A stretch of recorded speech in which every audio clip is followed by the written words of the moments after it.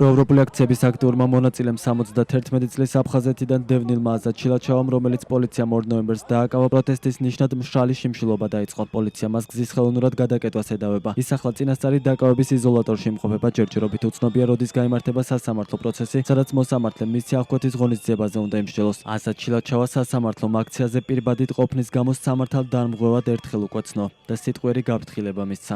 ჩვენ ადვოკატები დიდხანს ვესაუბრეთ ქალბატონ აზას, რომ მისი ჯანმრთელობის მდგომარეობიდან გამომდინარე იქნებ შეეწყვიტა ამაზე ფიქრი და ეს გადაწყვეტილება მინიმუმ წყალი მაინც მიეღო, მინიმუმ სასამართლო პროცესამდე და ვნახოთ როგორ დასრულდება სასამართლო პროცესი. თუმცა ქალბატონი აზა არის ამ ნაწილში ძალიან შეუვალი და ძალიან ხშირად გვიმეორებდა სიტყვებს, რომ მას თავისი პროტესტი აქვს, მას თავისი სათქმელი აქვს, მას თავისი წუხილი აქვს. ძალიან მიჭირს სამართლებრივი შეფასების გაკეთება აი ამ ფაქტებზე, იმიტომ რომ მე ვფიქრობ, რომ ეს საერთოდ გასული არის სამართლებრივი რეგულირებიდან გასული არის ის, რომ ხანდაზმულ და შშმ ადამიანებს მიათრევენ და აკავებენ რაღაცა პირბადი სტარების ან მშვიდობიანი გამოხატვის ფორმების გამო. ეს საერთოდ ადამიანობიდანაც არის გასული და მე ვფიქრობ, რაღაცა სხვა ტიპის შეფასება უნდა გაკეთდეს ამაზე, საერთოდ რა საზოგადოება ვართ ჩვენ, რა საზოგადოებას წარმოადგენენ ის კონკრეტული პოლიციელები და საერთოდ რა გვაქვს საერთო იმ საზოგადოებასთან, სადაც შეიძლება ხანდაზმული ადამიანს ფეხსაცმელები გახადონ შშმ პირს და მთელი ღამე ფეხსაცმლის გარეშე ციხეში ამყოფონ ან დევნილი ქალი, რომელიც ომგამოვლილია და საკუთარი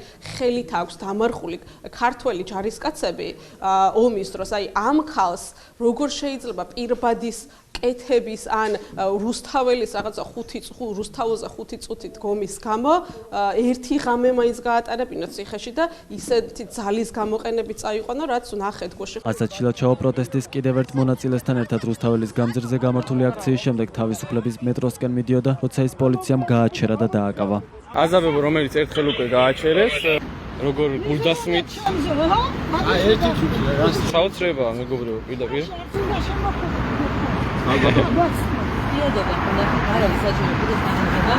რამდენი? 1 2 3 პოლიციელი უღებს აზაბებოს სურათს. ბიჭებო, მოდით რა.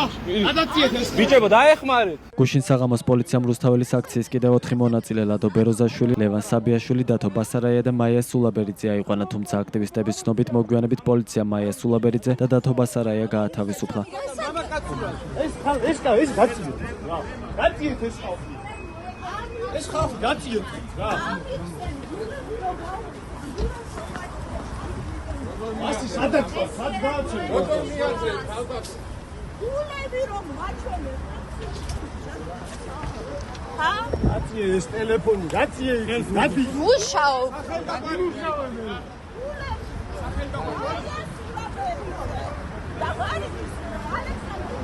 ერთსა მიხელი გამოშვენ. გადაიწიე, რო გეუბნება ეხლა. დაგეხმარო, კარგი რა, დახმარება ხარციდო. ასე იქნება ჯობი. დანახველი ნელა წაიყვანეთ, ხალხო, ნელა წაიყვანეთ. აი ეს გეხმარეს. ეს ლუქუსი უშავება. ხალი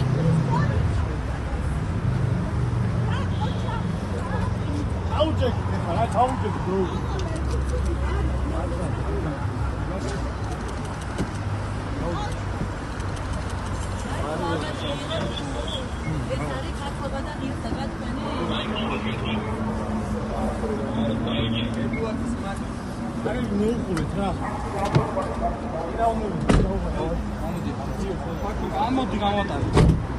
პროტესტის მონაწილეთა დაკავებებს დღეს ქართული ოცნების პარლამენტის თავმჯდომარე შალვა პაპუაშვილიც გამოეხმაურა. მისი თქმით, აზად ჩილაჩავას დაკავებასთან დაკავშირებით მორალური და პოლიტიკური პასუხისმგებლობა ევროკავშირის ელჩსა და ფინეთის საგარეო საქმეთა მინისტრს ეკისრება. მორალური პასუხისმგებლობა ამაზე და პოლიტიკური პასუხი არის ფინეთის საგარეო საქმეთა მინისტრზე, ევროკავშირის ელჩზე, რომელსაც ხმა არ ამოუღია 4 ოქტომბრის შტურმზე, ერთი სიტყვით არ დაუგმია 4 ოქტომბრის შტურმი ევროკავშირის ელჩს და იწონებენ სოლიდარობას უცხადებენ რადიკალებს.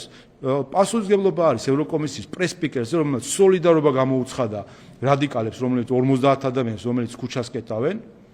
აი ამისი შედეგი არის რომ ადამიანები შემდეგ მიყვებიან მათ შეგულიანებას და მოწოდებას და მონაწილეობას იღებენ კანონდარღვევაში. ასე რომ პასუხი მოთხოვეთ ევროკავშირის ელჩს ქალბატონ აზაზთან დაკავშირებით. რაც შეეხება სახელმწიფოს, სახელმწიფო მოქმედებს სამართლიანად და ჰუმანურად. მნიშვნელოვანი არის რომ იყოს მარწესრიგი დაცული და კანონი აღსრულებელი და ასევე ხედავთ რომ მოქმედებს ჰუმანურად. პროტესტის მონაწილეთა დაკავებების მიუხედავად, რომელიც პოლიციამ 19 ოქტომბერს დაიწყო, აქციის მონაწილეები რუსთაველის გამზირს ყოველ საღამოს კეტავენ.